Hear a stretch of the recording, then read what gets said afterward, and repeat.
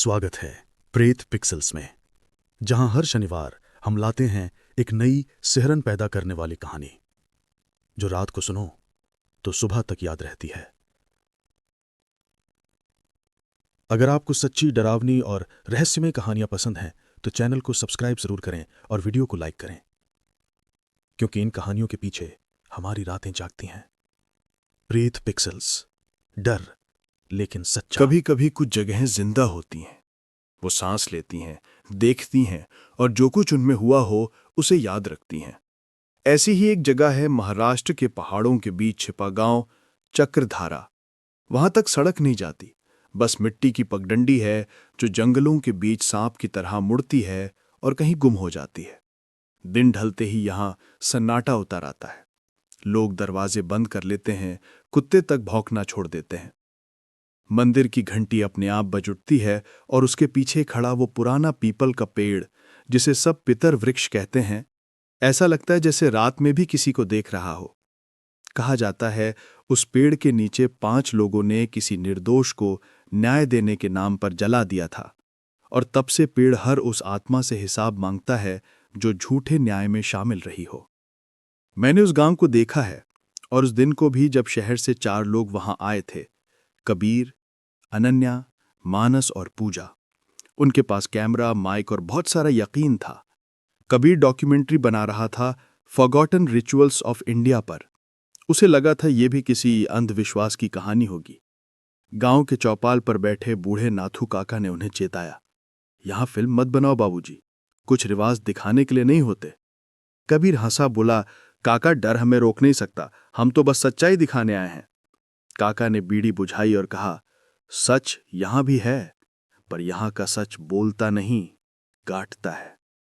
उस रात टीम गांव के किनारे बने पुराने विश्राम गृह में ठहरी। छत टपकती थी, हवा सिसकती थी, खिड़कियों से जंगल झांकता था। अनन्या ने रिकॉर्डर चालू किया।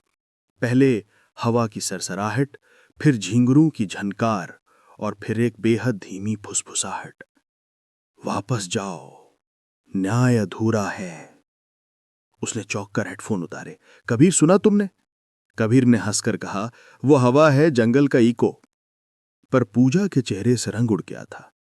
ये वही शब्द हैं जो मेरे दादाजी की मौत से पहले सुने गए थे। कबीर मुस्कुराकर बोला, भूत प्रेत नहीं होते, बस डर होता है। मगर उस रात जब सब सो गए तो हवा भारी हो गई, लाइट टिमटिमाई और मंदिर की घंटी अपने आप बजने लगी, धीरे धीरे, फिर तेज, जैसे कोई अधूरा वादा याद दिला रही हो। सुबह सूरज फीका सा निकला, गांव के बच्चे तक बाहर नहीं दिखे। टीम मंदिर के पीछे पहुंची।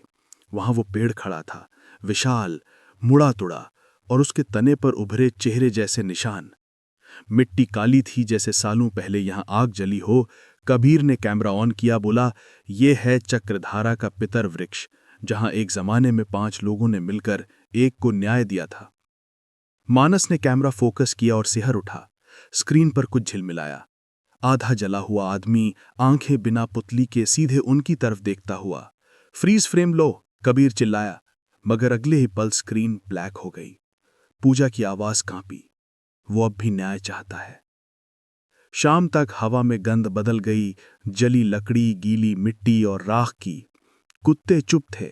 पेड़ के पत्ते एक दूसरे से टकरा रहे थे जैसे किसी की हंसी गूंज रही हो। जब अंधेरा पूरी तरह उतर आया तो मंदिर की घंटी फिर बजी, इस बार ज्यादा देर तक। कोई बोला नहीं, मगर सबने महसूस किया कि कोई जाग चुका है। कुछ रिवाज मानने से नहीं, निभाने से पूरे होते हैं, और जब कोई उन्हें अधूरा छोड़ देता है तो जंगल खुद उनसे हिसाब मांगता है। रात के 8 बजे गांव फिर से अपने खोल में समा गया। हर घर के दरवाजे भीतर से बंद, चूल्हे की आखिरी आंच बुझ चुकी थी, और हवा में कोई अजीब सी गंध थी, जैसे पुरानी राख और भीगी लकड़ी की। पहाड़ी से नीचे उस पुराने विश्राम गृह में कबीर की टीम अपने कैमरे और रिकॉर्डरों के बीच बैठी थी। बाहर से हवा के साथ बांस के पेड़ों की सरसराहट आ रही थी। अनन्या ने धीरे से कहा, कबीर, दिन में जो हमने देखा, वो फ्रेम, वो आदमी, वो क्या था? कबीर ने सिर झटका। भ्रम था, रोशनी और छाया का खेल। पूजा चुप थी। उसकी आंखें जैसे कमरे की दीवारों से परे किसी और चीज को देख रही थीं। घड़ी ने 9 बजाए। तभी दरवाजे के बाहर से कुछ खटखटाने की आवाज आई। टक टक टक। सबने एक दूसरे की ओर देखा। मानस उठा, दरवाजे तक गया। कौन? कोई जवाब नहीं। बस हवा का एक झोंका अंदर घुसा और दीवार पर टंगी घंटी हिल गई। कबीर ने हल्की हंसी के साथ कहा, देखा, हवा भी यहां ड्रामा कर रही है। मगर अनन्या के रिकॉर्डर में फिर वही आवाज दर्ज हुई। 5 थे, एक ने धोखा दिया। उसने कबीर को सुनाया, मगर आवाज बस रिकॉर्डर में थी, हवा में नहीं। आधी रात के करीब सब अपने अपने कमरे में चले गए। बिजली कभी आती कभी जाती। कमरे के कोनों में अंधेरा हिलता सा लगता था। मानस अपने कैमरे के फुटेज देखने बैठा। स्क्रीन पर दिन वाला पेड़ दिखा, मगर अचानक कुछ बदला। कैमरा खुद ब खुद आगे बढ़ने लगा, जैसे कोई अदृश्य हाथ उसे उठा रहा हो। पेड़ के पास खड़ा हुआ आदमी अब और साफ दिख रहा था। जली हुई त्वचा, राख से ढका चेहरा और होठों पर कुछ फुसफुसाते हुए शब्द। मानस की सांस अटक गई। उसने कैमरा बंद करना चाहा, मगर बटन काम नहीं कर रहा था। स्क्रीन पर वही शब्द उभरे, धोखा। तभी कमरे की लाइट बुझी। बाहर किसी ने जोर से दरवाजा पीटा। धड़ाम। सब दौड़कर आए। दरवाजा अंदर से बंद था, मगर भीतर से मानस की चीख सुनाई दी।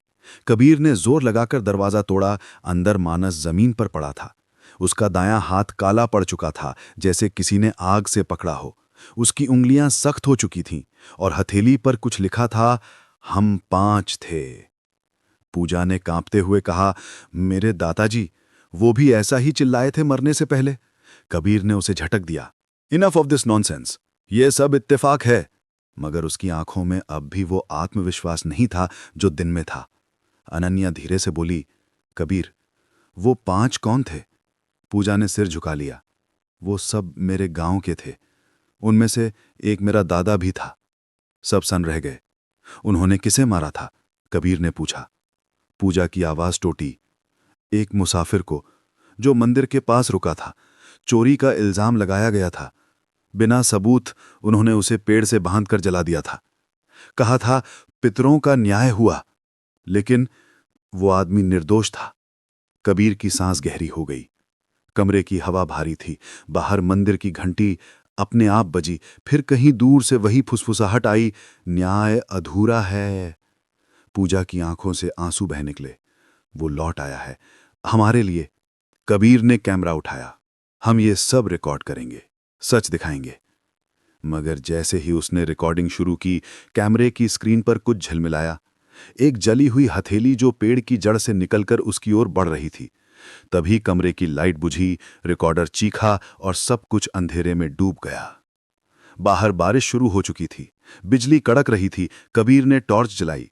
दीवार पर पानी की बूंदों के बीच एक शब्द उभर आया था, जैसे किसी ने खून से लिखा हो, धोखा। रात बहुत लंबी थी। कबीर ने कमरे का दरवाजा बंद किया, मानस को जमीन पर सफेद चादर से ढक दिया और खुद खिड़की के पास बैठ गया। हवा में उस पेड़ की गंध थी, सड़ी लकड़ी और राख की। दूर मंदिर की घंटी तीसरी बार बजी। इस बार आवाज के साथ एक और ध्वनि मिली, जैसे कोई हंस रहा हो, धीरे धीरे। और वो हंसी इंसानी नहीं थी। कहते हैं जब कोई रिवाज अधूरा रह जाए तो वो रिवाज खुद अपना रास्ता ढूंढता है। और उस रात चक्रधारा में हवा भी चलना भूल गई थी। रात गुजर गई, लेकिन चक्रधारा का सन्नाटा नहीं टूटा। सुबह जब सूरज निकला तो आसमान हल्का पीला था, जैसे किसी ने राख फेंकी हो। मानस का शव वहीं पड़ा था, ठंडा, सख्त, और उसके चेहरे पर वही भाव था जो डर और अपराध दोनों में मिलकर बनता है। गांव वाले दरवाजे के बाहर जमा थे। कोई कुछ नहीं बोल रहा था। पूजा के चेहरे पर आंसू सूख चुके थे और कबीर के चेहरे पर वो विश्वास भी जो उसे कल तक विज्ञान पर था। नाथू काका आए, कांपते हुए बोले, कहा था बाबू, यहां मत रुकना, उस पेड़ का हिसाब अब खुद वो लेगा। कबीर ने गुस्से से कहा, कोई हिसाब नहीं होता, एक आदमी मर गया है, हम पुलिस बुलाएंगे। काका ने धीमे स्वर में कहा, पुलिस यहां नहीं आती, और जिस पेड़ के नीचे पितर जागते हैं वहां इंसान का कानून नहीं चलता। कबीर ने पूजा से कहा, हम कल ही यहां से निकल रहे हैं। पर पूजा की आंखों में कोई डर नहीं था, बस एक अजीब सी ठंडक थी, जैसे वो सब पहले से जानती हो। उसने धीरे से कहा, अब निकलना आसान नहीं है। कबीर ने उसे घूरा, क्या मतलब? पूजा बोली, जिसने भी उस रात उस पेड़ की रिकॉर्डिंग की वो अब उसका हिस्सा बन गया है। अनन्या ने तब तक रिकॉर्डर उठाया और प्ले दबाया। रिकॉर्डर में पहले कुछ शोर आया, फिर एक आवाज, गहरी, मटमैली, जैसे पेड़ के भीतर से निकल रही हो, न्याय अधूरा, और फिर बाकी 4 कबीर, पूजा, अनन्या और कैमरा। अनन्या के हाथ कांप गए। उसने रिकॉर्डर फेंक दिया पर आवाज रुक नहीं रही थी। अब वो कमरे की दीवारों से आ रही थी। बाहर पेड़ के पत्ते जोर से हिलने लगे थे, जबकि हवा बिल्कुल नहीं थी। पेड़ का तना जैसे सांस ले रहा था, फैल रहा था, सिकुड़ रहा था। रात हुई। कबीर ने सबको एक कमरे में रहने को कहा। उसने अपने कैमरे की फुटेज चेक की, पर उसमें वो सब कुछ था जो उन्होंने कभी रिकॉर्ड नहीं किया था। वीडियो में मानस जिंदा दिख रहा था, पेड़ के पास खड़ा, और पीछे वही 5 लोग। उनके चेहरे काले, आंखें धुंधली। उनमें से एक पूजा के दादाजी थे, और फिर 5वां चेहरा खुद कबीर। कबीर का दिल रुक गया। ये क्या है? वो चिल्लाया। कैमरे की स्क्रीन झिलमिलाई और मानस की परछाई आगे बढ़ी, सीधी कबीर की आंखों में घुस गई। उसी वक्त बाहर मंदिर की घंटी जोर से बजी, खिड़कियां खुली, हवा कमरे में ऐसे घुसी जैसे कोई तूफान नहीं बल्कि किसी ने दरवाजा अंदर से खोला हो। पूजा ने चीखते हुए कहा, वो आ गया है, पितर जाग गए हैं। अनन्या की आवाज टूटी, कौन है वो? पूजा बोली, वो जो निर्दोष मारा गया था, उसका नाम कोई नहीं जानता। सब भूल गए, बस वो नहीं। अब वो अपने 5 न्यायाधीशों को ढूंढ रहा है। अचानक दीवार पर मानस की परछाई उभरी, जैसे उसकी आत्मा वहीं रह गई हो। परछाई का मुंह खुला और उसने वही शब्द दोहराए, न्याय अधूरा, एक ने धोखा दिया। पूजा काम गई। मेरे दादा ने, उन्होंने उसे मारा नहीं था, वो बस मौन रहे थे, लेकिन मौन भी पाप होता है। कबीर ने दरवाजा खोला, बाहर झांका तो सारा गांव गायब था। न इंसान, न आवाज, बस वो पेड़। और उस पेड़ के नीचे अब 5 साये खड़े थे, धुंधले, झिलमिलाते, और उन सब के बीच एक जिसका चेहरा अब भी राख से ढका था। कबीर पीछे हटने लगा, मगर जमीन जैसे उसके पैरों को पकड़ चुकी थी। पेड़ की जड़ें धीरे धीरे मिट्टी से निकलकर फर्श तक आ गईं। अनन्या चिल्लाई, कबीर भागो, पर वो हिल नहीं सका। पेड़ की एक जड़ उसके पैर के चारों ओर लिपटी, और उसी पल उसकी आंखों के सामने वो सारी घटनाएं घूम गईं। 5 लोगों का चेहरा, आग, चीखें, और वो आवाज, न्याय अधूरा है। अनन्या ने किसी तरह दरवाजा खोला और पूजा को लेकर बाहर भागी। बारिश शुरू हो चुकी थी, आसमान में बादल नहीं थे, फिर भी बिजली चमक रही थी। जब उन्होंने पीछे मुड़कर देखा तो विश्राम गृह की खिड़कियों से तेज पीली रोशनी निकल रही थी। अंदर से कोई चिल्ला रहा था, मदद करो, पर वो आवाज इंसानी नहीं थी। अब वो जैसे हवा और राख के बीच से निकल रही थी, टूटे शब्दों में, न्याय पूरा होगा। और तभी पेड़ के तने पर एक नया निशान उभरा। वो 5वां चेहरा था, कबीर का चेहरा। कहते हैं कि जब कोई निर्दोष मरता है तो उसकी आत्मा सिर्फ बदला नहीं, बराबरी चाहती है। और चक्रधारा के उस जंगल में अब 5 नहीं 6 आत्माएं थीं, क्योंकि न्याय अभी भी अधूरा था। सुबह का उजाला उस दिन किसी भी दिन जैसा नहीं था। सूरज उगने की कोशिश में था, पर उसकी रोशनी जैसे पेड़ तक पहुंचने से डर रही थी। बारिश थम चुकी थी, लेकिन जमीन पर धुआं सा उठ रहा था।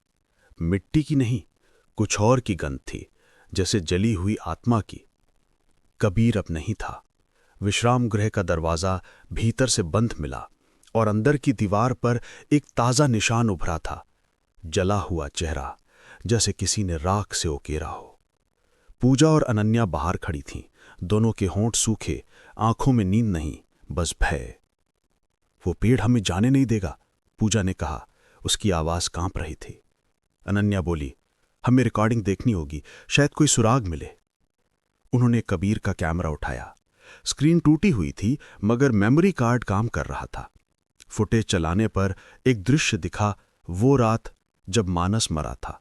पर उसमें एक और चीज थी, कबीर नहीं बल्कि कोई और रिकॉर्ड कर रहा था। फ्रेम के पीछे से एक गहरी सांसों की आवाज आ रही थी, जैसे कैमरा किसी और के हाथ में हो। अचानक कैमरा घूमता है और लेंस में वो दिखता है, वही आदमी, आधा जला हुआ, जिसकी आंखें बिना पुतली के थीं।